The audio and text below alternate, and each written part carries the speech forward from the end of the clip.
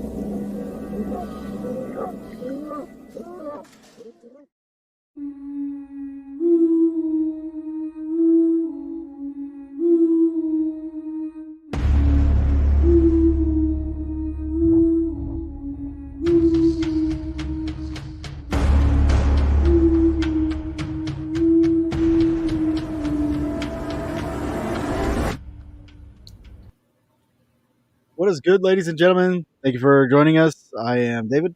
I am Charlie. Tonight we are a little bit late. I actually have my daughter tonight, so I kind of wanted to start this about the time I put her down for bed. So if you see me looking off this direction, that's because I'm trying to keep an eye on her. Responsible parenting. Hey, I'll say being a parent, it's great. It's wonderful. Good times. Oh, you gotta love it.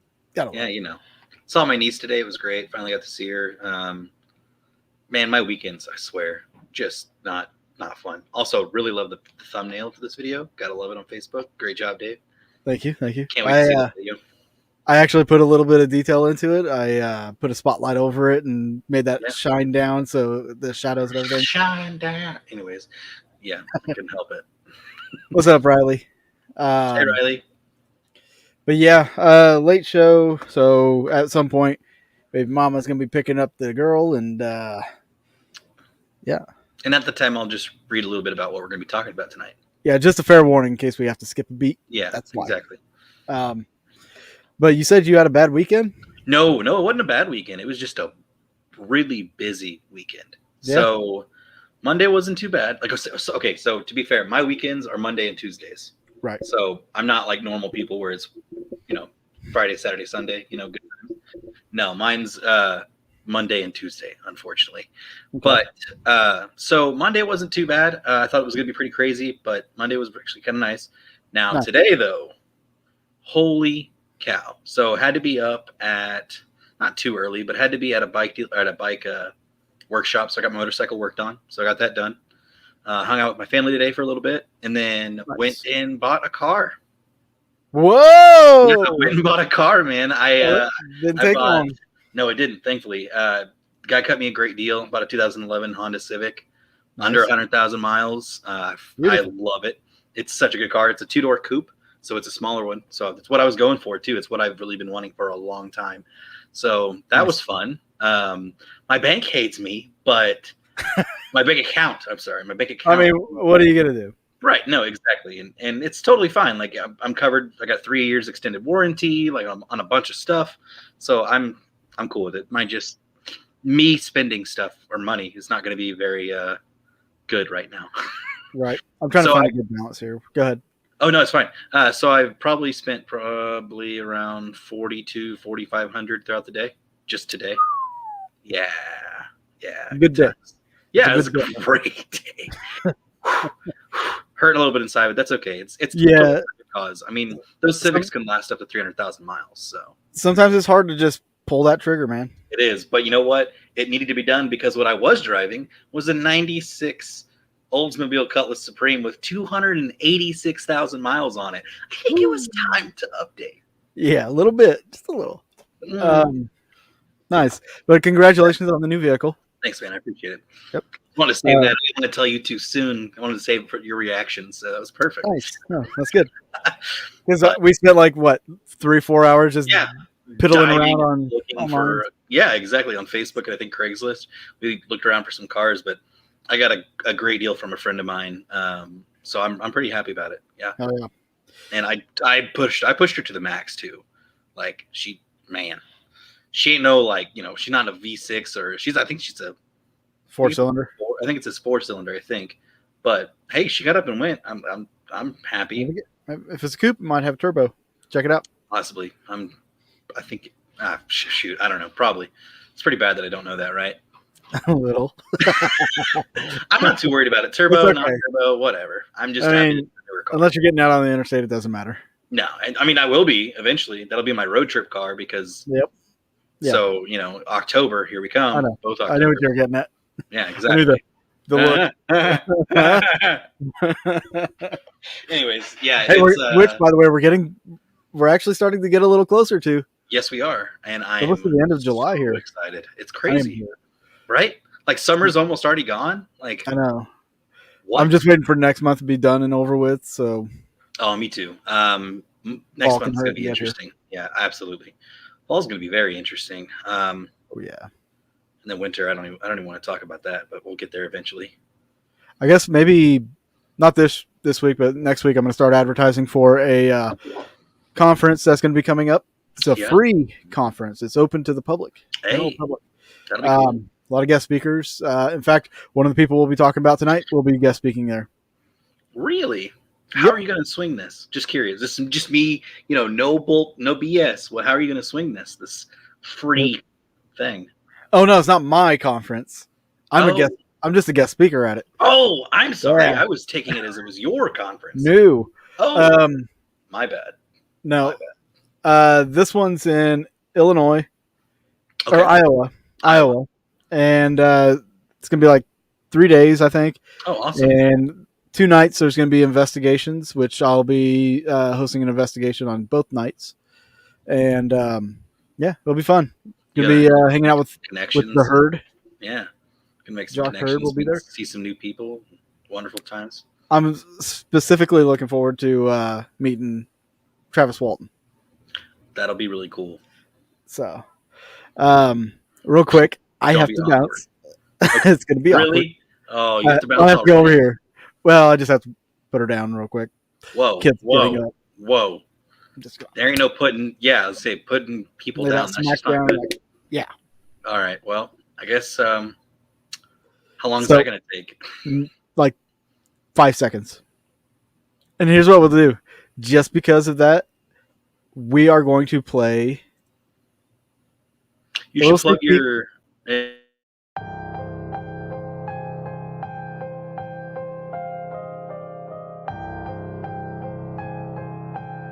It is so horrible, almost hard to imagine. A teenage boy went on a shooting rampage today in rural southern Missouri, killing his family before his uncle finally killed him. Police found her body still covered up in bed, a bullet wound to her head. Right now, 7 people are dead. This family is gone. The community is in shock. There's no one left in this immediate family.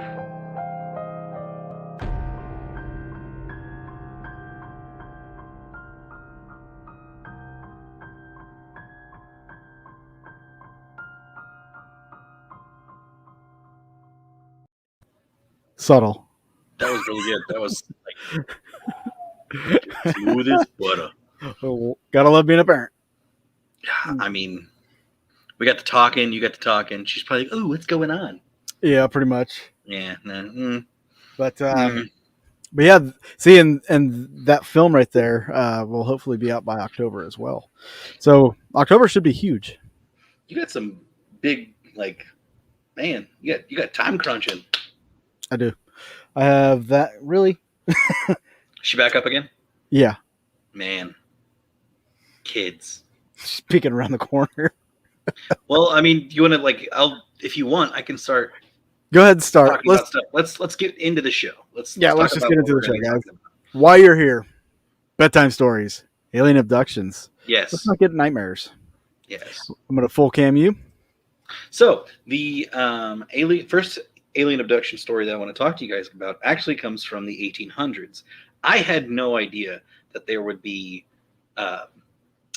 cases that far. I mean, we knew that aliens have been here for a long time. Like people that really know history and really have dug into history, a lot of us have known that UFOs and aliens have been around for that long. Of course, you can't say it's really been aliens, but you never know. But the case that I want to talk about today here real quick, it's an abduction attempt in Lottie, California. So all the UFO cases I'm going to be reading about will come from the website ufocasebook.com. It's a good website. They've got great information about a bunch of stuff. I would highly recommend you guys go check them out if you want to know more. Oh, you're back already. Look at that. That was easy. Yep. Fantastic. All right. Well, I was just getting into the abduction case from 1896. We'll just, yeah. All right. Nightmares are my love language. Oh, that's perfect. Let's get into it, eh? Yeah. Okay. All right. So, over 60 years before alien abduction claims became mainstream, 2 people were nearly abducted in Lottie, California. Colonel H.G. Shaw, along with his friend Camille Spooner, had a close encounter with previously unknown entities traveling with their UFO in 1896. Shaw was in charge of putting together an exhibition to display at a fair in Fresno. Shaw and friend were traveling by horse and carriage en route to Stockton when their horse froze with fright. To the 2 men's shock, they saw the cause of the horse's actions. 3 tall-looking beings with small, delicate hands at the end of their spindly arms stood by the road. They had no hair on their heads, yet a soft, light fuzz over their bodies. Listen to you sounding like John. Large eyes made them small mouths. Ears appear even smaller. Man, I'm gonna have to get John on here to do one of his campfire stories. I would love that. Would be amazing. Let's bring it back sometime. All right. Yeah. So all of the beings, I'm just going to restart that. All of the beings carried with them a bag of some kind with a hose, which they often stuck in their mouths, obviously to breathe with. Although there was still some daytime left, the beings also carried with them egg-shaped lamps, which glowed. This glow would later illuminate a waiting spaceship. Jeez, this is okay. Yes, I'm sorry, guys. Yeah, this is interesting, right? Like I've never heard. Yeah, right. Like having hoses in your mouths to breathe. And like they're snorkeling on Earth. Sounds like these guys are high. Maybe. Possibly. So, right. As the men watched the aliens, the beings were communicating with each other by a type of chant, as no English words were heard by Shaw or Spooner. The men would tell authorities that the aliens made an attempt to abduct them, but the large difference in mass between the human and alien body thwarted the effort. Soon, the 3 alien beings made a move toward a nearby bridge. Using their otherworldly lamps, the aliens lit up the bridge, showing a nearby craft. The UFO was a cigar shape, and it hovered quietly over the water. The beings seemed to be almost lighter than the air as they moved towards their craft. It seemed that the aliens would almost leave the ground as they walked on Earth. The beings entered the hovering cigar UFO in a most unconventional way also. They sprung up from the ground and above their craft, and then floating down into the craft through an unseen entry. Soon the object flew away.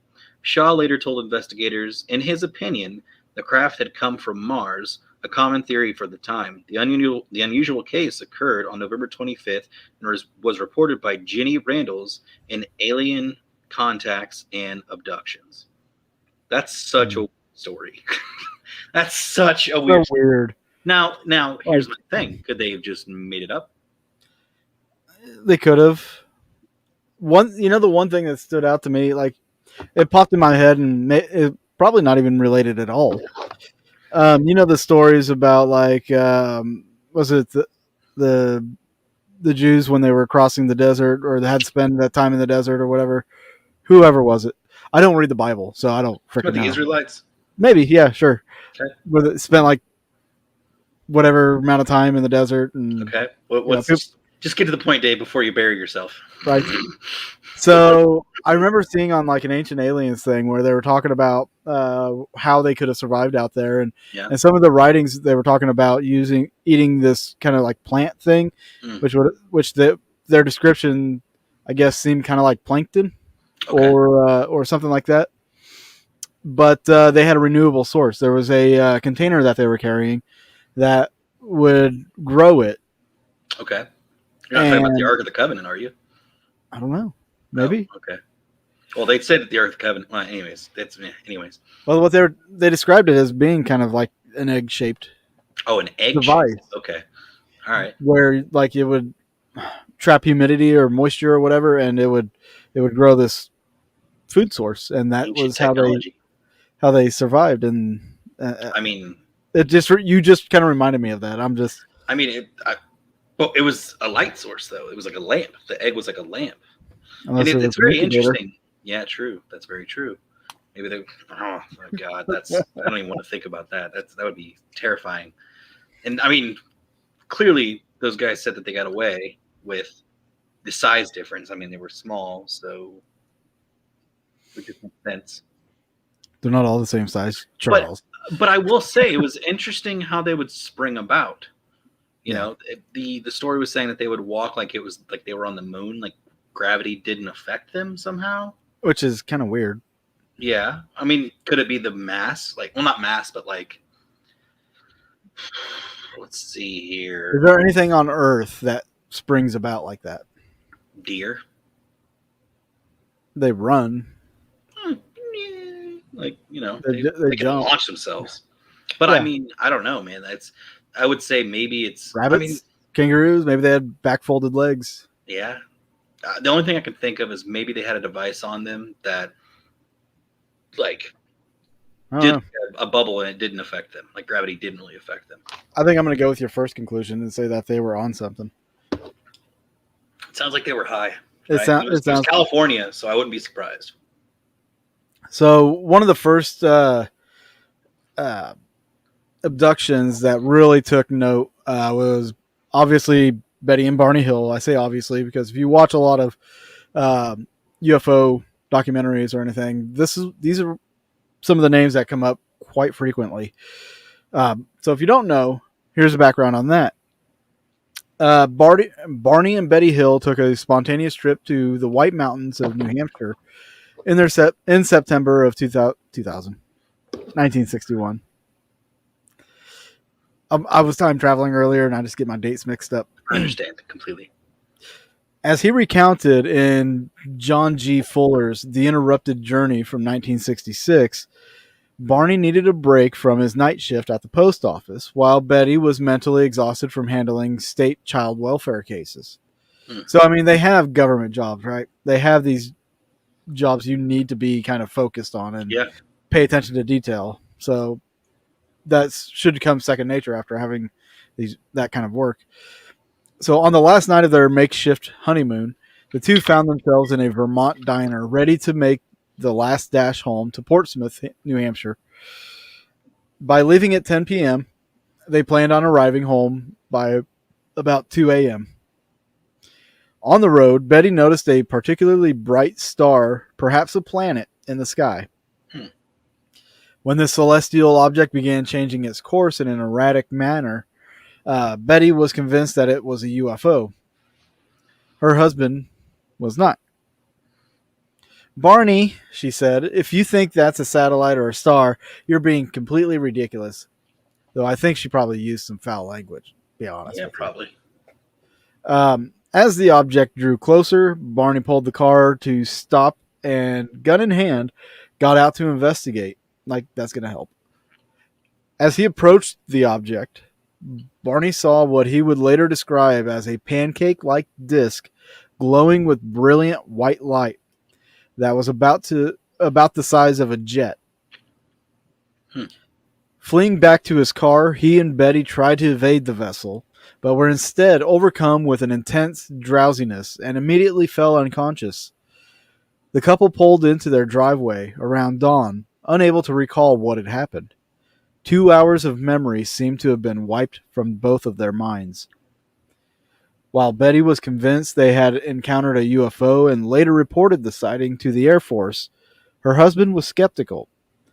It was only when the couple met with psychiatrist Dr. Benjamin Simon for a consultation in December of 1963 that Barney changed his mind. Dr. Simon found both to be suffering from crippling anxiety. Betty, in particular, manifested hers in the form of repetitive, nightmarish dreams.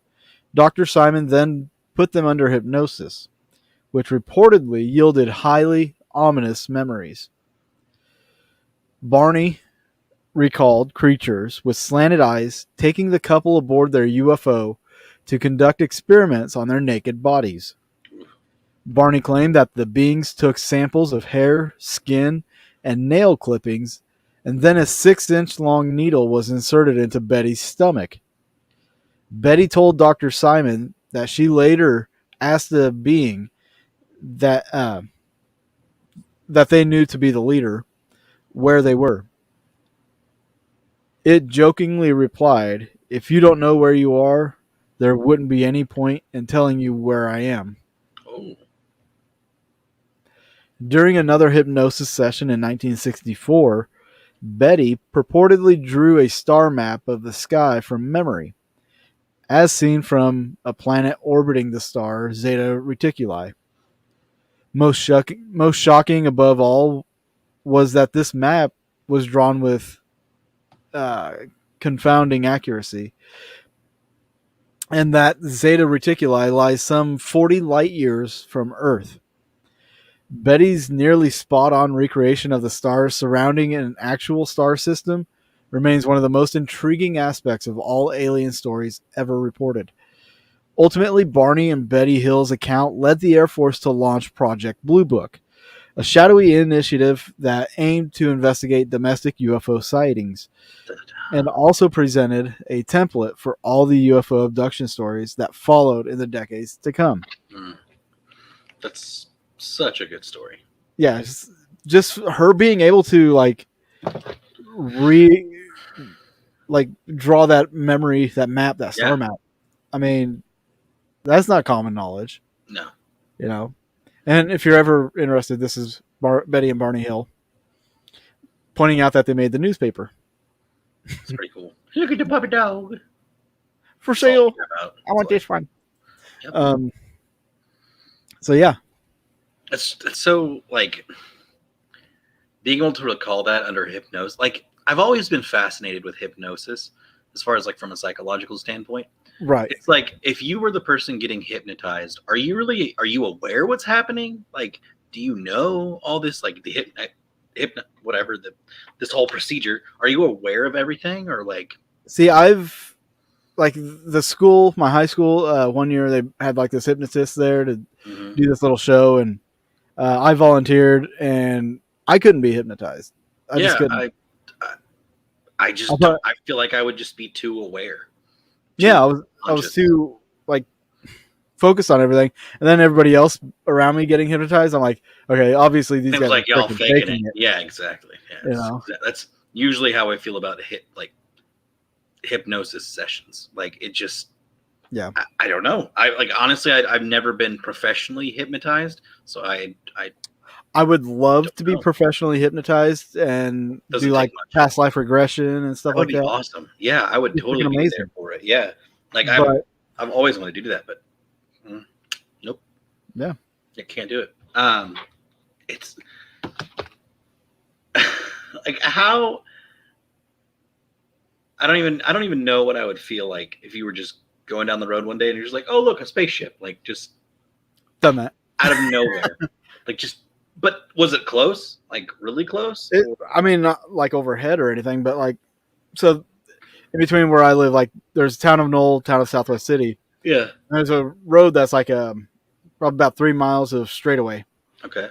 And I was coming from Southwest City, and I hit that straightaway, and I looked up into the sky, and it was rather cloudy, but it looked like there was a moon behind there lighting up the clouds and stuff like that. Oh wow. And I was like, oh, wow, that looks really awesome. It was orange, all lit up and everything. I'm like, dude, as soon as I get off the straightaway, there's a curve and a road that cuts off to the backside. and there's a clearing there. I was like, as soon as I get over there to that side road, I can pull off and get a picture of this. So I pulled off, and I'm behind some trees, and then I come to the clearing, and I go to take a picture. I'm looking up, and it's freaking gone. Completely gone. Just poof. Yeah. And I wish I'd taken it like as I was on the straightaway too, because like it was insane. Like, and I've seen something like that before over at John's. We were looking into the sky, except it was blue and not as prevalent. It wasn't as bright. It was a little more translucent, kind of blended. That's interesting. But there's no way it could have been like a spotlight or anything like that because not a thing. Not there. And it wasn't Project Bluebeam. Maybe it was one of those holograms. Yeah, those hologram projected images on the sky. Mm-hmm. You never know, man. I really believe in Project Bluebeam. I really think it's real. Yeah, I mean the cloud coverage would have been enough. And wouldn't Elon Musk's satellites be the perfect cover for that? Bro, I seen those here. That was awesome. Yeah, it's pretty cool, right? Like, and that's gonna engulf the entire globe eventually. Yeah, it's amazing to see that flying through the sky. Yeah, it's just like whoa.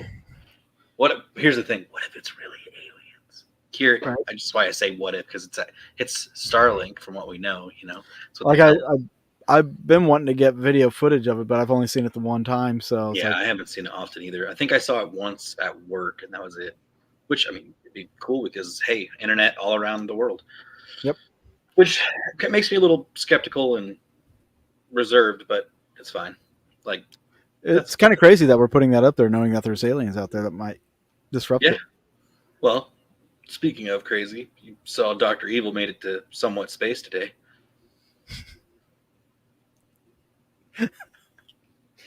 Johnson. You see what I did? Huh? Jeff Bezos? Yeah. Yeah. One wants $1 billion. One has $1 billion. $1 billion. Yeah, like they look a lot alike, and the spacecrafts are oddly familiar shaped. Anyways, not a big boy, I'll tell you that. Yeah, no, it's not a big boy, sadly. All right, so the next case I'm going to talk about took place in 1985, and it's the abduction of Whitley Strieber. It's either Strieber or Stryber. I'm not for sure, but it's I-E-B-R, B-E-R. Jeez. So good times. All right, so Strieber is one of the most well-known UFO researchers in the area of alien abductions and alien implants. Right? I've never heard of him. Never heard of him. Yeah. He must have wrote the article. Must have. Look at this guy. He's so amazing. Written by Whitley Strieber. Okay. So his well-known book, Communion, is a UFO classic. It was also made into a movie by the same name.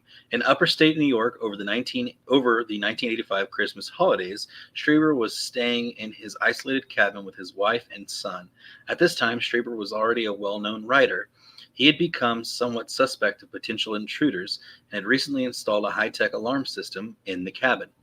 At approximately 11 p.m. on the 26th of December, he activated the system, and the family retired for the night. After a couple of hours, he was awakened by an unusual sound. He felt that the security of his cabin had been breached. He was soon shocked to see a creature in his bedroom. That's pretty creepy. Which is crazy because there's a story I've got that's got something like that as well. All right, cool. I'm excited to hear it. All right. After this, the next thing he knew, he was sitting in the woods which surrounded his cabin. His memory of what had occurred were fragmented. Eventually, to reestablish memories of that night and understand what had really happened, he would undergo regressive hypnosis by Dr. Donald F. Klein. The hypnotic regression would uncover many of the details of his experience. He recalled that he had been floated out of his bedroom and into an awaiting UFO. He would see 4 different types of alien beings. One small, a robot type of being. Secondly, a short, stocky type. The third was very slender and weak looking. I guess that there was only 3. It doesn't go on to say which one the 4th one was, but Okay. All right. It had mesmerizing black eyes that slanted, and the last being had black button eyes. Boom, there it was. Weird connection sentence thing there, but okay. He was subjected to medical testing by these aliens. One of these was the insertion of the needle into his brain, and another involved an object being inserted into his rectum. Hello. Hello, Clarice. Anyways, the beings took a blood sample from him by making an insertion in his finger. The recounting of the most bizarre facts caused Dr. Klein to diagnose Stryber with temporal lobe epilepsy. I don't know how that would make you. Okay, whatever. This condition can cause one to have hallucinations. Stryber did not accept the diagnosis and recounted his abduction as a real event. He would eventually establish a foundation as a support group for alien abductees. That one's pretty interesting and weird, I find. So I can't be too upset with that one. Like, how weird would it be? You're just going through your hypnosis session, and then you find out that you were voluntarily probed. I'll just say it. Probed. Whatever. There we go. That looks good. There we go. My battery was dying. Like, how would you feel, Dave? If would you feel what is the term here? Emasculated? Well, yes, but would you kind of feel not take it for granted, but gosh, what is it called? Raped? But I feel like I was raped. Yeah, sure. Yeah, for lack of a better term. Yeah, but I mean, there's a feeling that comes with that. There's like a psychological, like actual feeling. Oh, that comes with that, but I can't think of I'm having a brain fart. Now you're wearing off on me. I can't think of it either. I know. So if anybody can think about it in the chat. Violated. Thank you. I would feel incredibly violated. Like total loss of time. But how would you even like? Okay, so yeah, you would know that this happened, or you would at least think this happened, but you can't prove this that happened. it actually happened. Yeah, so you can't obviously. So charge the level of violation is a psychological violation. True. It's not like you're walking around with a limp for. I was going to say, was he limping or? Is he walking like he just got done riding a horse for 4 hours? Was he passing very easily? You know what I mean? Like, I had the shits. The alien just stuck a probe in me. I told him, watch that pull out. just make sure you clean it first. Anyways. Spit on it. Hey, that's what we got here. That's why we're going into phantasmorgasm here. That's how we got here. this is what we've come to. But I mean, I want that alien to do it because he knows how I like it. Yes, yeah. That alien is me. Anyways, the most interesting ones that I find is where people have loss of time, and it's not so much of like abductions or what have you. It's just like people have they have no recollection of time. Like, well, that kind of goes hand in hand with abduction because like they don't want you to know what they did to you. So they're gonna like wipe that space of memory. How they can like specify that time period? I was gonna say, do you think it's like a drug or a chemical that they had put in you, or I don't know. Like maybe they just like tap on your like neural when they abduct you, and it's just like, oh, you lose all consciousness right here. Or like it's some kind of EM pulse that they just boom just right into your head. Just close it out and it just turns you off. Literally, just. Because, I mean, like Betty and Barney Hill, they said like they felt like this overwhelming dreariness that came over them. They're like, oh my God. I was so... I mean, it's almost like what would happen with death, where when you die, it's just you cease to exist. Like just no... Well... Maybe not so much. Yes and no, but I mean, when you die, nothing else on Earth really matters, is what you, like... True. You know what I mean? Like, it just... Sure. And what a lot of people believe is just there's just nothing. So it's what if you get abducted and then while you were abducted there was like this nuclear holocaust and then the aliens get back and they're like, well, shit, do we keep them? do we continue? Do we make him one of us, or we just? I mean, let him stay here. Our experiment kind of destroyed itself. So do we start with a new one? Or The, did this guy like constitute the new one? I mean, the simulation collapsed, guys. It's not good. okay, Oops. put it on rewind. Let's go Yep. back. Let's rewind a couple feet. Which I mean, it could be how we get glitches in the Matrix, timeline splits, stuff like that, where you have like the Mandela effects and stuff. Mm-hmm. We didn't really start noticing Mandela effects. I'm just saying until CERN. See, and maybe that's premature ejaculation is all part of the glitch. Good Lord. I'm so glad this isn't a kid show. What kids? Nah, they're over there. It's horrible, absolutely horrible. Anyways, what's the story you want to talk about next? Okay, let's jump into this one. This one was actually pretty well known. It's not super famous, but it was pretty interesting. Like a bunch of these stories that I found are not well known, and I'm totally okay for it because I wanted to find some ones that haven't really been talked about. Right. So this one, all right, there we go. This one is kid's still up. Did you want me to read another one? No, you're good. Okay. All right. So this one's from 1969. This is the Berkshire's UFO incident. So I'll just jump into this. When numerous residents of Berkshire County, Massachusetts, individually reported having seen a UFO on September 1st of 1969, authorities were at a loss for explanation. Like the whole town pretty much had seen this UFO. Oh, wow. So this wasn't... event. Sorry. Do what? A mass witness event. Oh, yeah. And this wasn't a lone sighting induced by sleep deprivation that could be easily dismissed. It truly appeared as though something uncanny had occurred. On the evening in question, residents spotted lights above Sheffield in the southern Berkshires. Many of the witnesses said that the lights were fitted to an unidentified disc-shaped craft that was maneuvering in unprecedented ways. Some witnesses claimed that they lost track of time as they gazed with stunned fascination at the object. So right there, I mean, does that energy that gets put off from that object, the flying object, does that create the time loss? I mean, maybe like fries your brain a little bit. Like, yeah, just completely shuts off all computing because I mean our brain is some sort of a computer. Pretty much. Think about it. And if they could figure out, because they're so advanced, they could figure out how to shut it off.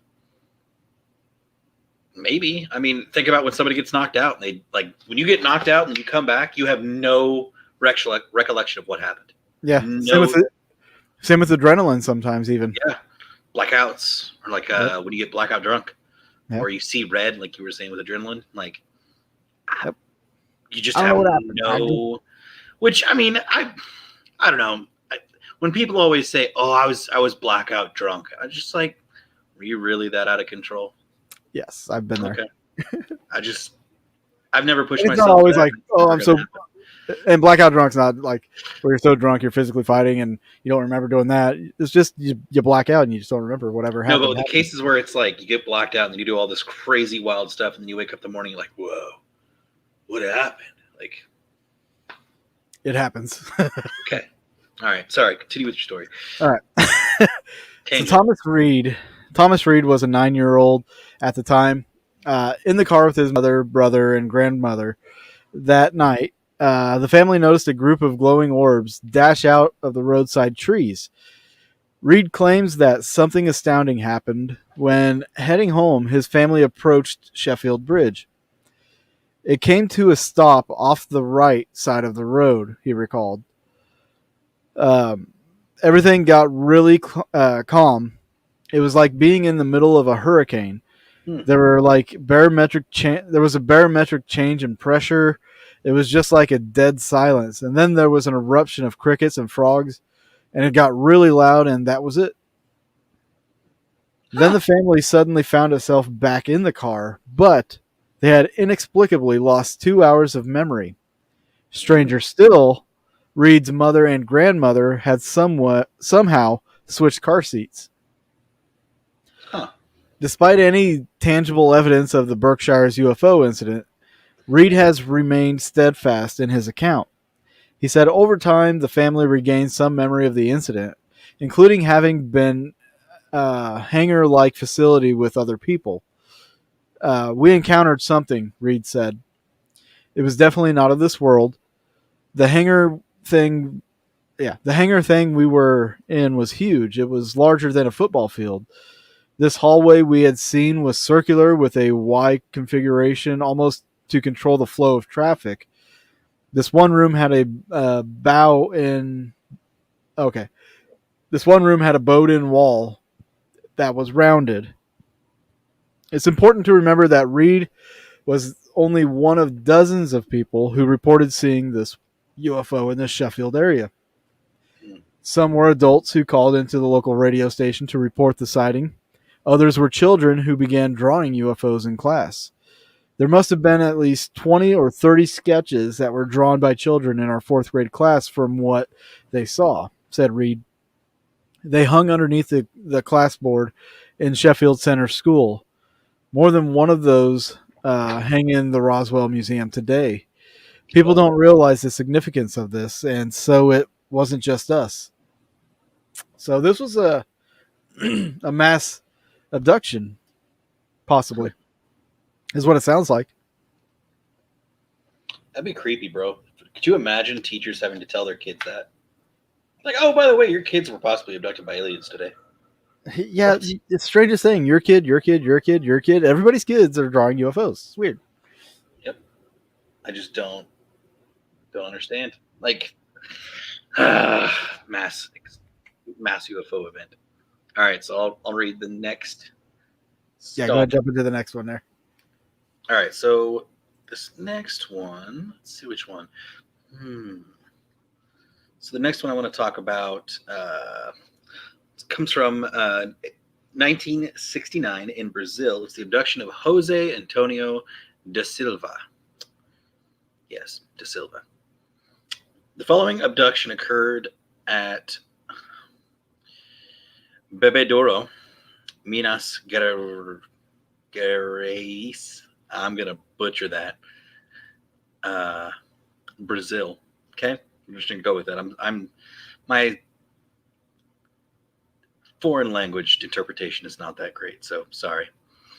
In the afternoon of May the 4th, 1969, 24-year-old Jose Antonio da Silva, an enlisted soldier, was fishing on a lagoon when suddenly he heard voices, become aware of figures. Wait, oh, you're good. I'm going to just restart that. He was fishing on a lagoon when suddenly he heard voices. He became aware of figures moving behind him and felt a burst of light strike his leg. Interesting. Across the streams. I mean, I've heard of ground lightning before, so I wouldn't be surprised. But that's usually like pretty dangerous. He dropped his fishing rod and fell to his knees. Two beings about 4 feet tall, wearing aluminum-like suits and what appeared to be helmets, seized him and dragged him to an object sitting on a dirt road. The object was shaped like an upright cylinder and had black platforms on each end. The soldier was taken inside, where the beings put one of their helmets on him.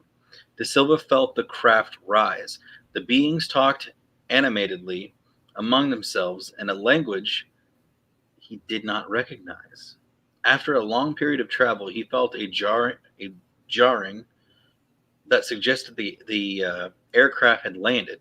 The soldier was then blindfolded and led to a large room where they removed the wrap from his eyes. Interesting how there's no loss of time here. There's no like, oh, I don't remember any of this. Like, yeah, straight up knows all of it. Huh.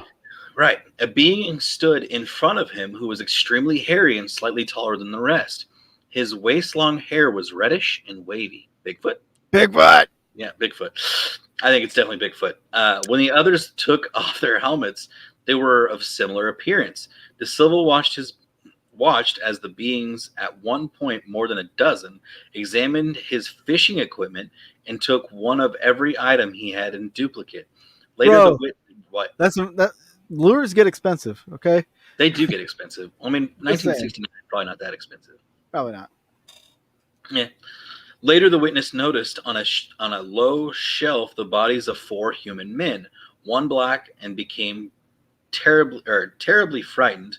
Later still, the beings gave him a dark green liquid to drink of a cubical stone glass. Weird. Let's do a shot. The dwarf leader then began a strange conversation with the soldier, mostly about weapons, which was conducted entirely with gestures and drawings. De Silva also understood that they wanted him to help in their relations with humans. When the soldiers refused, the dwarf snatched the crucifix from the rosary De Silva always carried with him. As the soldier began praying, a Christ-like figure appeared to him making revelations. De Silva also understood that they wanted him to help in their relations with the humans. When the soldier refused, the dwarf snatched the crucifix from the rosary De Silva always carried with him. As the soldier began praying, I already said, I got lost. Sorry, guys. Shortly afterwards, De Silva was blindfolded again and taken back to Earth. As the craft landed, he felt he was being dragged and lost consciousness. Now he loses consciousness. Whatever. This sounds ass backwards. Right. He woke up in a town. He woke up alone near the town of Vitoria, about 200 miles away from where he had been fishing. He was dehydrated and hungry, but drank from a stream and was able to catch some fish as he still had his rod with him. I just got abducted by aliens, but I'm going to fish. I don't know if I necessarily believe this story, but we're going to keep going with it. Some stuff just doesn't line up. Okay, so only his identity card, which the aliens had examined, had disappeared. He had a swollen knee where the ray had struck him and 3 open wounds on his neck where the helmet had rubbed up against his skin. He had been away 4.5 days. There's the time loss. Okay, that to me, I don't know if you've ever read any of David Paul Dez's books, The Missing 411. No, I haven't. You should read those, check those out. Maybe we could even get him on the show, but he doesn't come out and say alien abductions on these, but he discusses like all these cases where people go missing, and a lot of them, they seem to, when they do show up, they're usually found by a body of water. The clothes on them are either like backwards, turned inside out, or just the wrong clothes, or not even clothed at all. But then there's some people that come back that are alive and don't have any recollection of where they were. And so crazy. There's one case where the dude ended up like 600 miles away. He lived in Michigan or something like that, but when he was found, he was in like New Jersey or some shit like that. That was, my gosh. Yeah. That's so wild. I mean, and that's kind of what this sounds like. You know, the guy was 200 miles away. Yeah. 4 days later, I mean, yeah, like it's nuts. And so one of the central questions in the case is how De Silva traveled the 200 miles away, obviously, and where his physical body was during the 4.5 days of absence. If there had been witnesses and video equipment at both locations, they would have observed him being taken aboard a craft and the craft taking off and the landing of the craft in the other location and the emergence from it. Most of the abductions could easily be visible. Jacques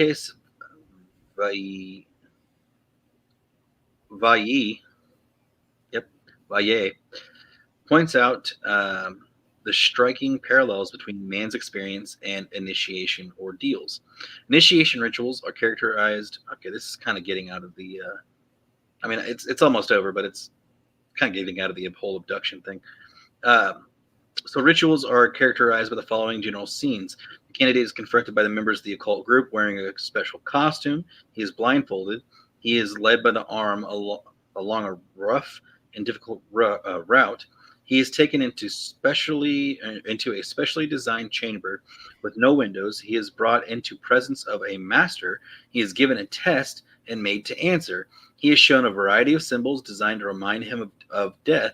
The situation suggests he may not survive the ordeal. He is given ritual food or drink. He is blindfolded again and led outside. These elements are present in the case of Antonio de Silva.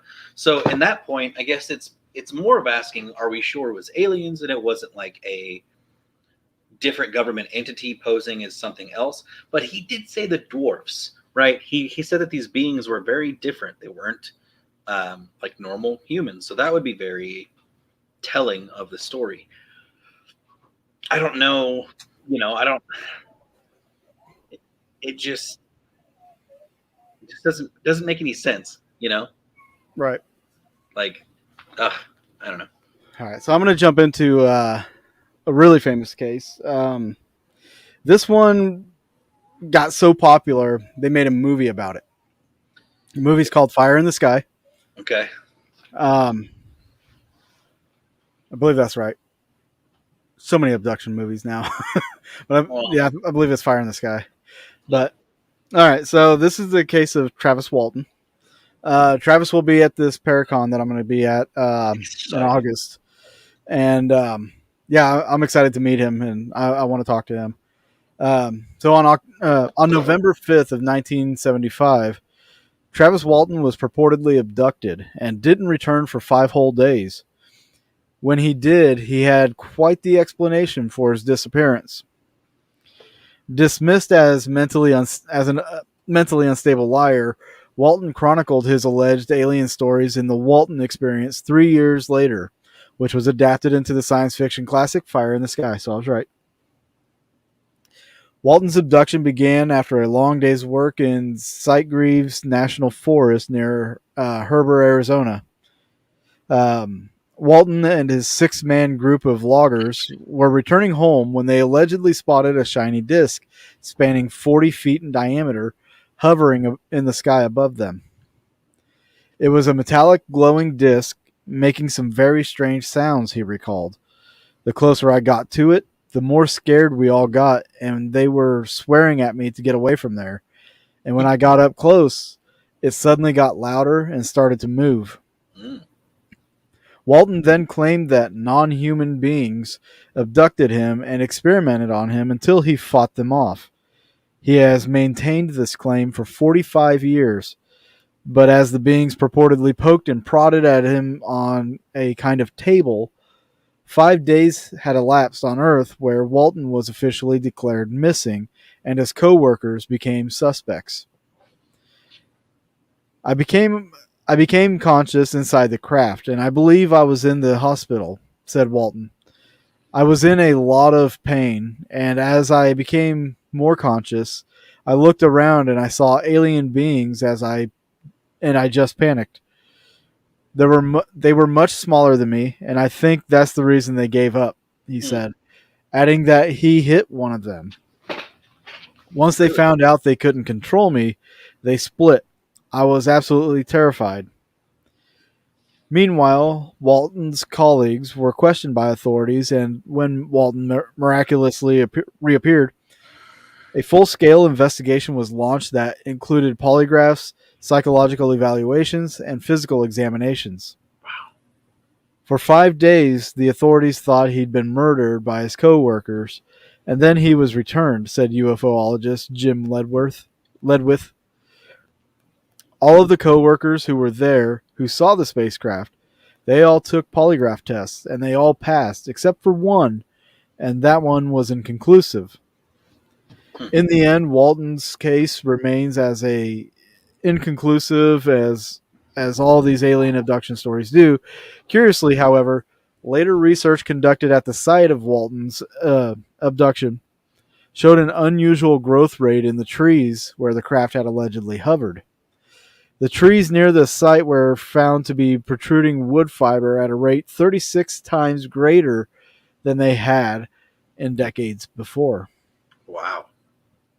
So radiation, maybe? That's what I was thinking too. Yeah.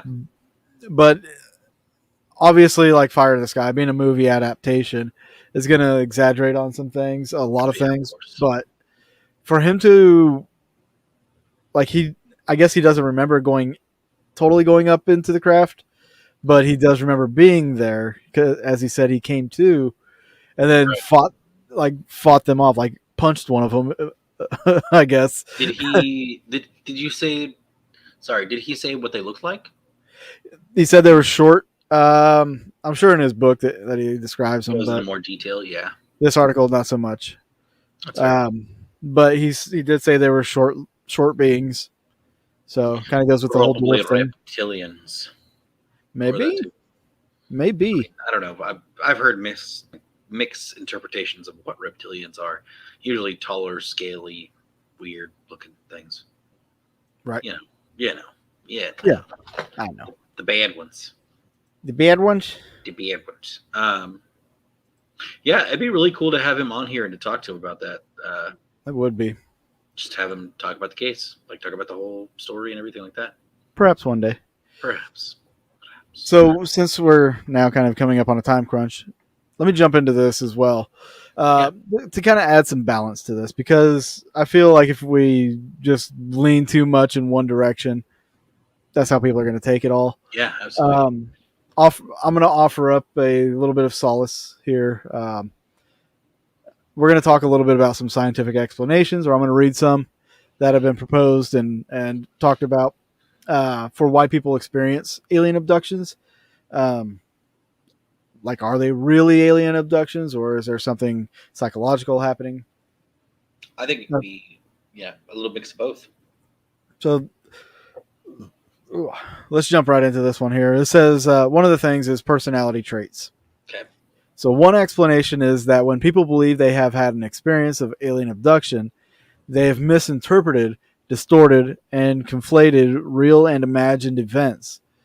Hence, skeptics of alien encounters explain them away in terms of psychological processes and personality characteristics.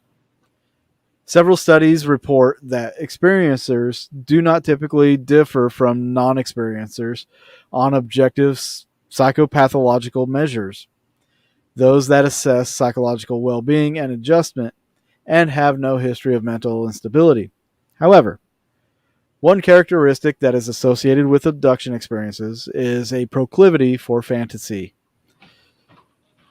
Mixed evidence supports the theory that fantasy-prone people engage in elaborate imaginings and often confuse fantasy with reality.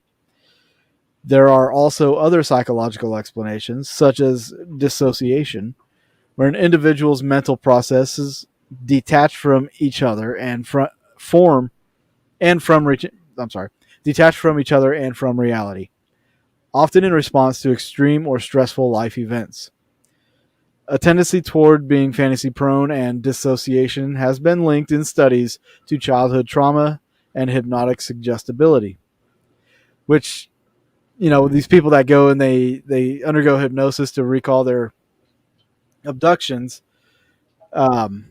they're able to be hypnotized. So perhaps at some point that level of consciousness that it takes to attain the hypnosis state, maybe people are entering those at some point, just like the conditions are right and they're just kind of getting in, like relaxed. Yeah. Well, I mean, there's the phenomenon where, like, you'll be driving your car, you'll get in your car, and then all of a sudden you're like, oh, you're at your destination. You're like, I have no recollection of how I got here. Like, I can't remember what that's called, but I know it's a real thing. Yeah, I do it all the time. Yeah, you just zone out, and it's scary. Just like your body just naturally, like, oh, look, stop sign, stop. Okay, I have to go for a second. I'll be right back. Okay. Talk to the people. Another case. All right, let's talk about another case, shall we? All right, okay. So this one I want to talk about the abduction in Wales, and this took place in 1997. All right, so a remarkable case of alien abduction with missing time comes from Wales. Multiple sightings of UFOs on one night, preceded by several nights of unusual light beams reported over the Great Orme, are related to us by well-known investigator Margaret Fry. The events of November 10th, 1997 center on one unfortunate family who were in the wrong place at the wrong time. For a brief period of time, they entered an unknown realm of otherworldly beings. The family was driving along the Bodfair Landernog Road when all of a sudden their car was engulfed by purple.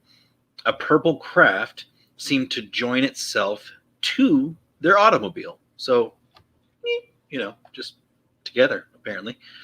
The next clear memory of any of the family member had was the craft was suddenly gone, like it had just disappeared into thin air.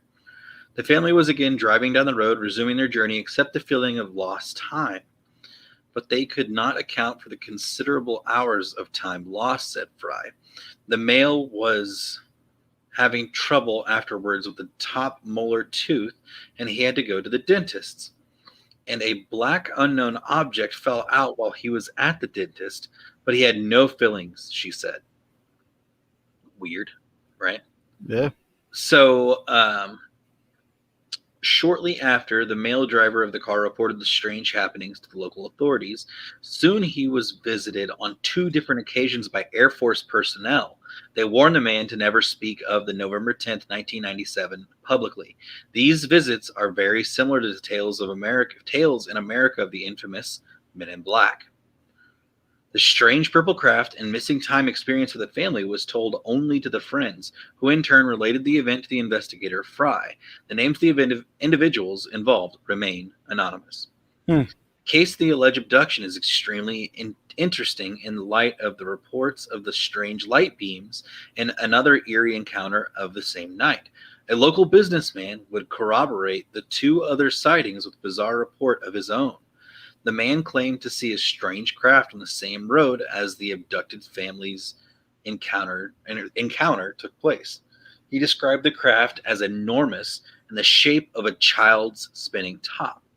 He was able to draw a sketch of what he observed that night while stopping to look at the UFO as big as a football field. Sorry, they don't actually give me a sketch for some reason. I wish they did. That'd be awesome. The UFO, a classic saucer-shaped object, was seen hovering over buildings in the village of Landernog. He claimed that the large craft had a myriad of lit windows and was large enough to be a mothership capable of transporting hundreds of people. What was the enormous ship seen that night, except a visitor from another world? The case has never been explained by any earthly object or conventional means and remains a mystery to this day. That's a pretty good one. I like that one. Yeah, it is. Especially with the car and the ship pretty much became one and then just disappeared. So it's like, how would that even happen? It would have to be huge. It had to be. I don't know. You know, some of these, like whenever I was reading the fantasy prone and dissociations, linking to hypnosis, suggestibility, it started making sense to me whenever you think about some of these cases. I mean, yeah, but two different people, one being a group of family and like a group of family, and one being a completely different person on the same night, both witnessed UFO. Well, they witnessed the UFO, but did they witness the abduction? They were the ones that. Well, okay, so the family was the abduction, and with the loss of time, and then the guy just witnessed a UFO. Right. He could have witnessed the abduction. Now, and that's what I think is probably the best cases of UFO abductions. Whenever there's actual witnesses to the abduction. Yeah. And I don't even know how I would react. I have no idea how I would react. If you've seen somebody, you just like just gone. Like, what do I do? Do I tell the authorities? They're gonna think I'm crazy. Or they're gonna come after me and like for being a suspect. Yeah, or that too. Like, or I get abducted myself. You never know. Maybe not by the aliens either. Men in Black. Oh yeah. Don't say a darn thing. You wake up in a dark basement with a spotlight on you and glossy looking people with no faces, or like that'd be weird. That'd be really weird. Just plain lizard people dressed up as people. Now I was reading this little piece from that article about like explaining things. Yeah. And this was pretty good, I thought. Psychologists argue that hypnosis encourages the creation and recall of detailed fantasies. So I wonder if like some of these people, Betty Barney Hill, maybe, like if they were fans of like the whole UFO abduction thing. Yeah, I mean, possibly. She obviously knew what a UFO was. Yeah. Like she oh, that's a UFO. Like she just, but he was like, I don't know, whatever. That tells me that maybe that he kind of knew ahead of time. But with the loss of time, that's kind of surprising. It's a little weird. It is a little weird. But then again, if you're just blacked out, both of them being blacked out at the same time Yeah. while Yeah. driving? There's an impulse or something that just goes. Oh yeah, okay. Sorry, I thought you were talking about like just trying to explain it, like Yeah. from a happenstance, blackout, like blackout drunk or blacking I out. feel like I can't get my hat straight. UFOs. Um, Aliens. aliens. But no, I mean, in some cases, I mean that could make sense where people have been so involved with the field that they believe everything they see or read, or they want something to happen so bad Yeah. that their mind creates the actual happening. It's a lot like ghost hunting. There's a lot of people out there that ghost hunt. They want to see something so bad that they see, like, they put up pictures of things that aren't even there. Like, do you see the figure in the back? Like trying to, instead of actually doing it with science, they use they're Emotion. making things happen. Emotion. Yeah. Yeah. Like, don't get me wrong. I do emotionally, like, if I witness something or if something happens, sometimes my emotions get the best of me because it's like, holy crap, did I just see that? Like, kind of situation. But like, because if I see a random face or something move on its own, I'm going to react to it. Right. As you should. I mean, but like, I even made a video kind of showing people this where I faked a photo, and the whole video I made, like, how I faked it. I showed a how to fake it. I think I remember you talked about this before. Yeah. And I posted it in a Facebook group, and people were still commenting stuff like, "Oh, it's so real." Like I put it like a ghost nurse off to the side, and then there's like a tricycle in the middle of the hall or something. And somebody's like, oh, "There's a kid by that tricycle," and all that. I'm like, "You're a retard. People will literally believe. You are stupid. You should not be breathing right now." Absolutely. Don't breathe in all the good air. all for us intelligent people, trying to make better of the paranormal world by science and not by the occult. So, just a small little tangent here today. I'm curious if my dad will find this episode, but today he finally understood that I was into the paranormal for science and history and not the occult. Like, because I was kind of talking to him about some stuff, and he was like, "Well, as long as you're into it for like the science and other things, I guess that's a good cause." I'm like, "Yeah, I'm not going there to summon the devil. Like, that's not paranormal investigating." Well, congratulations to him to acknowledging that aspect. Yes, so that was a step, like growing up, it was all just like like that's cool though. That's good. Yeah, so I was pretty happy about that today. It was really nice, really nice. I was like, I'm not in it for the occult. I'm in it for the history / trying to help with science. Yeah. Anyways, just random side note. So now, whenever you talk to him about it, you have to like include some sciencey terms. Yeah. He's like, "Oh, so you're a lot like Ray and what other Egon exactly." He's like, "You're a lot like how they would do it with Ray and Egon, just less comedy." And I'm like, "No, there's still comedy there." Yeah. There's still fun we have on investigation. Oh yeah, for sure. But anyways, I would love to investigate UFO sightings. Like, if you were saying before, like how there was a trace of radiation, maybe that radiation would still linger. Well, a lot of cases that seems to be really the prevalent piece of evidence is, high levels of radiation are left behind, but that'd be a hard thing to investigate because it's something that already happened. Yeah. And true. Things change, nature changes things. Kind of. I mean, you do have so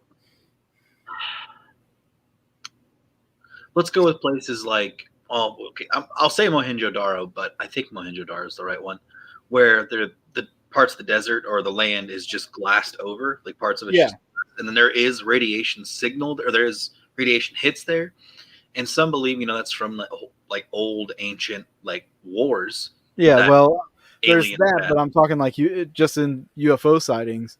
I mean, what are you gonna have? Maybe some scorched trees or broken limbs. Maybe you're gonna have radiation.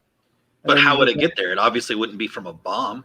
And then you're just gonna have witness testimony, but that's pretty much it. Yeah, but that's still documenting cases of weird phenomenon around the world. Is it? It's unexplainable phenomenon.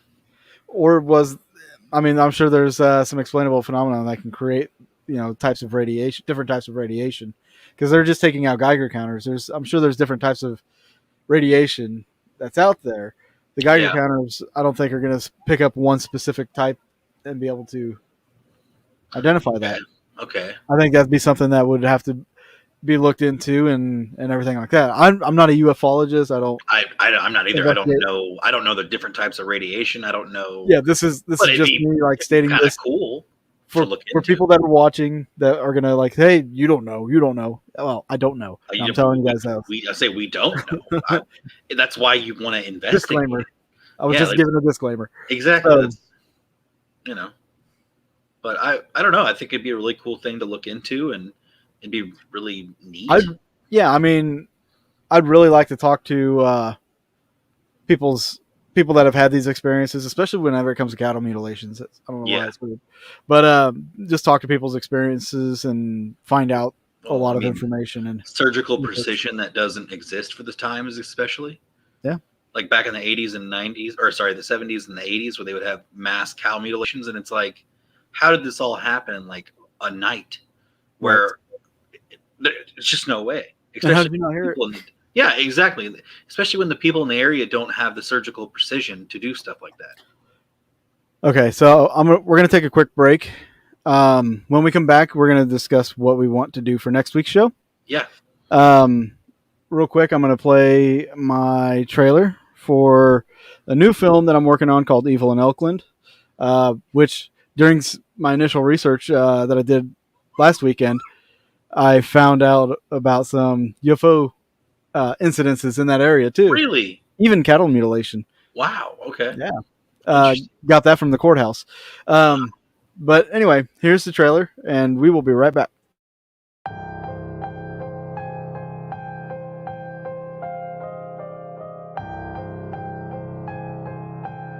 It is so horrible, almost hard to imagine. A teenage boy went on a shooting rampage today in rural southern Missouri, killing his family before his uncle finally killed him.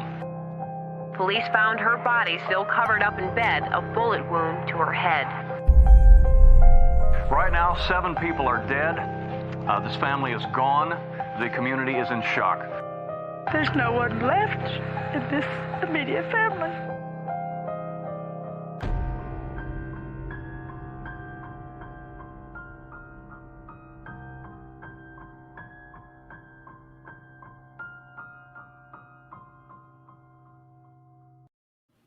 I love it. I cannot wait for that. While Dave is doing his thing, because the trailer just ended, if you guys don't mind, I would actually like to go ahead and read a. He's back. Just kidding. I'm back.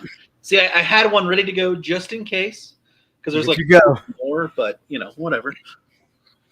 All right. So if anybody has any suggestions for a show that we should do, feel free to throw it into the comment section. Even we do if you're take those in consideration. Yeah, even if you're watching this in the future, please throw in suggestions. We always like to get comments. Yes, we do.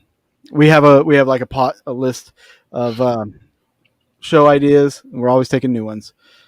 So that's what I need to do, is just sit down and revise a new list. Right. Sometime like an off day. Because some of the ones on our list we can kind of group together. Right. Do you want to hit more of like spiritual side, as in like paranormal spiritual side, or like what are you thinking? What do you want to tackle? Well, let's see here. Let me open. Where is my file? Like conspiracies, more aliens, cryptids. All right, let me do this. Let me stroll on over here to kind of see how our history has been, because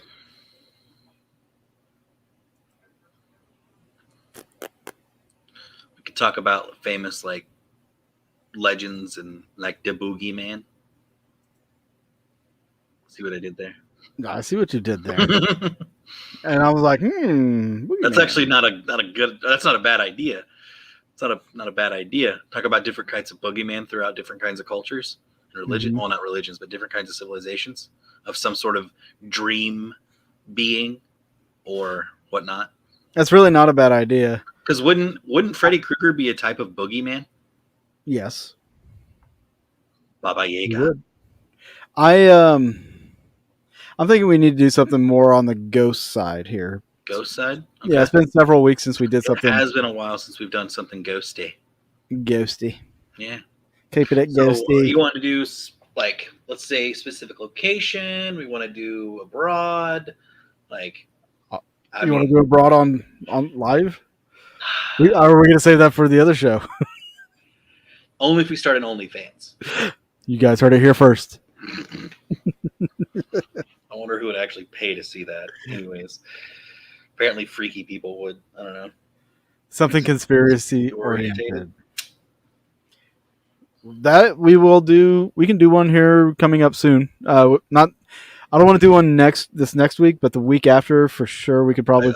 I think pull that in paranormal would be really good for this next week because we did talk about with Cecil Hotel last week. That does kind of go into some conspiracy, and it does go into some big mystery and stuff like that. Yeah. But yeah, we haven't. I don't know. When do you think when was the last time we talked about ghosts? About 5 weeks ago. Yeah. The haunted cursed items episode. Yeah. I mean, we can discuss some of. Well, I guess the hotel is kind of haunted, but whatever. Yeah. Maybe some of our favorite haunted locations, or just analyze. We can just do a show analyzing some of the best captures on the internet. True. Would that do a copyright strike though? No, I wouldn't think so. It's not music. It's not movies. Or best and worst captures on the internet. There we go. That would be a winner right there in my book. Like, we can put up the best ones, and then we can put the most ridiculous ones. All right. Or ridiculous claims and the best claims. Just randomly go through Facebook groups. Not just Facebook, but YouTube and stuff like that. I know what I'm just saying. Randomly go through Facebook groups and find all the evidence that people put up and be like, did you see something here? Yeah. Nope. Nope. That sounds like a plan, man. All right, cool. Let's do it. I'm down with it. But then we will definitely do conspiracy theory something the week after. Yeah. Which that would be perfect rolling into August. So, because it's the start of the month. All right. Thank you guys for joining us. It was a rough show, I know. I apologize for that, but darn responsibilities. Yeah, I got to be an adult sometimes. Yeah. That's why you don't have kids. Yeah. I won't say it. I'm not going to say it. Don't say it. I'm not going to say it. Don't say it. I'm going to say it. Just watch that pull out. He said it. He said it. Right. I said it. My daughter just goes, I said it. She's learning horrible things from you, sir. She is listening. Yeah. Hey. God. It's going to be another me in the world. I hope you all are ready for this. Thank you guys for joining us. We'll see you next week at our regular time. Yes, back to 8 o'clock. Back to 8 o'clock. Yeah, that's it. Perfect. Thank you so much for watching. Everybody have a wonderful night, and we'll see you next week. Peace be with you.